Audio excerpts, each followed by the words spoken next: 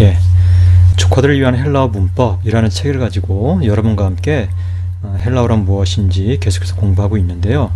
예, 이 기본 강좌와 별개로 이렇게 헬라어 문법 팁이라고 해서 다른 강좌를 마련했어요.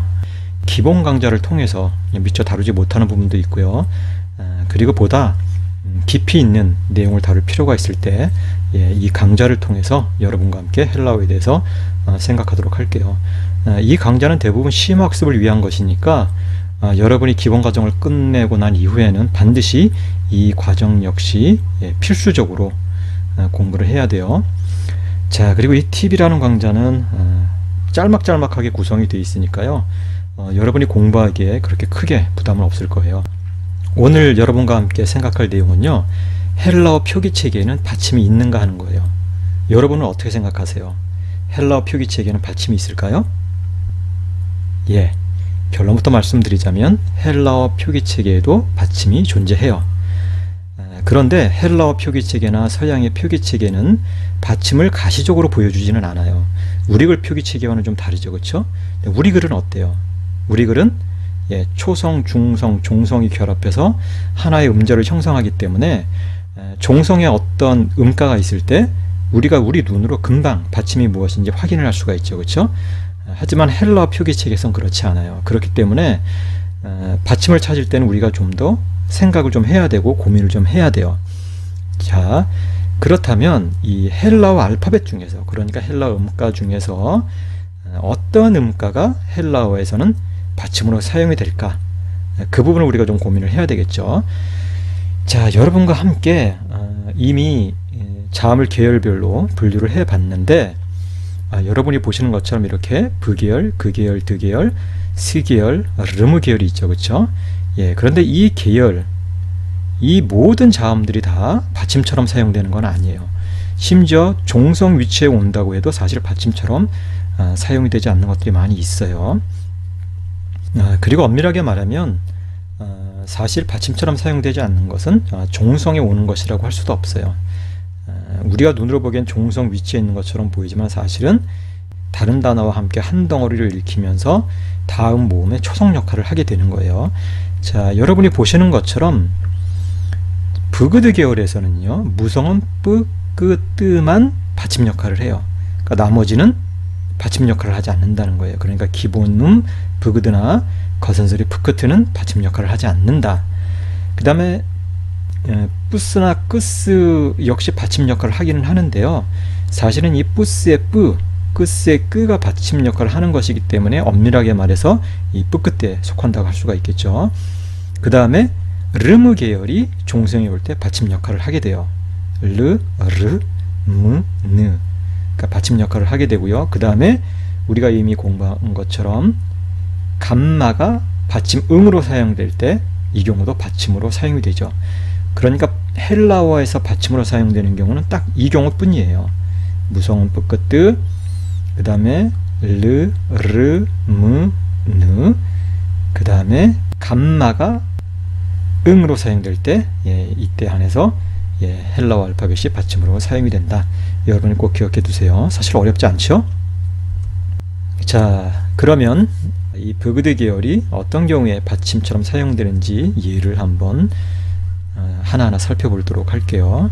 자, 부 계열에서 뭐라고 그랬어요? 무성음 뿌는 받침처럼 사용되지만 기본음 부나 거선소리 푸는 받침처럼 사용되지 않는다고 했어요, 그렇죠? 이 아래 한번 예를 보세요. 밥디조를 보세요. 자, 이 밥에 뿌가 종성 위치에 왔어요. 종성 위치에 오니까 어때요? 이렇게 밥 받침처럼 사용이 되죠, 그렇죠? 그래서 읽을 때도 밥디조 이렇게 읽어서는 안 되고요. 우리말 받침처럼 밥디조 이렇게 읽어야 되는 거예요. 밥디조. 하지만 기본음 부나 거선소리 푸는 받침처럼 사용되잖아요. 이 경우를 보세요. 어떻게 읽어야 돼요? 가브리엘이요? 그렇지 않아요. 가브리엘이 되는 거예요. 가브리엘. 자, 가브리엘, 가브리엘. 근데 엄밀하게 말해서 이 부는요, 종성 위치에 온 게 아니에요. 초성, 중성, 종성이라고요? 그렇지 않아요. 초성, 중성만 있고요. 이 베타는요, 이 르와 한 덩어리로 읽히면서 다음 모음 이에 초성 역할을 해요. 그러니까 종성 위치에 온 게 아니에요. 읽을 때도 가브리엘 이렇게 읽는 것이고요. 아피몬 역시 마찬가지예요. 휘몬 이렇게 읽어서는 안 돼요. 아프예요. 아프. 이 프 역시 다음에 오는 거센소리 흐와 한 덩어리로 읽히면서 이 윕실론의 초성 역할을 하게 돼요. 읽을 때는 아피몬 이렇게 읽어야 되는 거예요. 아피몬. 그 다음에 그 계열 역시 마찬가지예요. 그 계열에서도요, 무성음 끄는 받침처럼 사용되지만 그러나 기본음 그나 거센소리 크는 받침처럼 사용되지 않아요. 자, 옥도를 보세요. 이 경우 까빠가 종성 위치에 왔죠. 그쵸? 예. 종성 위치에 오면서 받침처럼 사용이 돼요. 그러니까 옥 이렇게 발음이 되는 것이죠. 그러니까 옥도가 아니라 옥도 이렇게 발음이 돼요. 원래대로 읽게 되면 옥도가 되는 거죠. 옥도. 반면에 자, 8이 옥도라면요, 80은 어때요? 여러분이 여기서 보시는 것처럼 옥도의 꼰따가 아니에요. 오그도의 꼰따예요. 오그도의 꼰따. 만약에 옥도의 꼰따 이렇게 읽게 되면요, 이게 도가 아니라 또가 되어야 돼요. 또 위에 있는 것처럼 이렇게 뜨, 무성음 뜨가 봐야 돼요. 그게 자연스러운 발음이에요. 그렇죠? 옥도에든가 아니면 오그도에가 돼야 하는 거예요.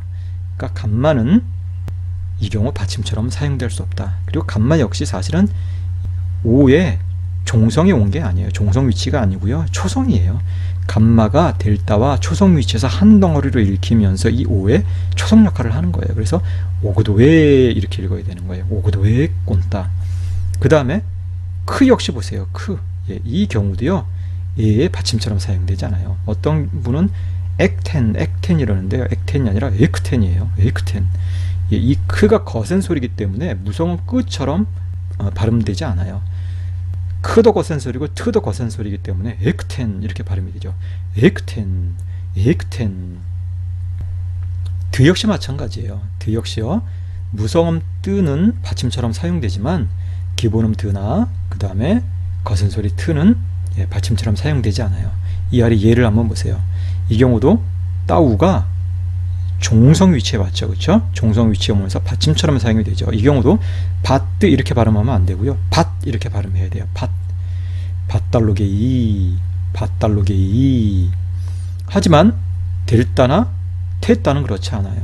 어때요? 이 경우는 아트니아스가 아니고요, 또 벳레헴이 아니에요. 아드리아스고요, 베틀레헴이에요. 자, 보세요. 아드리아스, 아드리아스.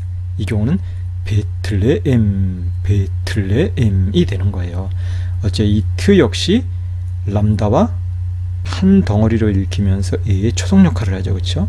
드 역시 예, 르와 한 덩어리로 읽히면서 다음 모음의 초성 역할을 하죠. 그렇죠? 예.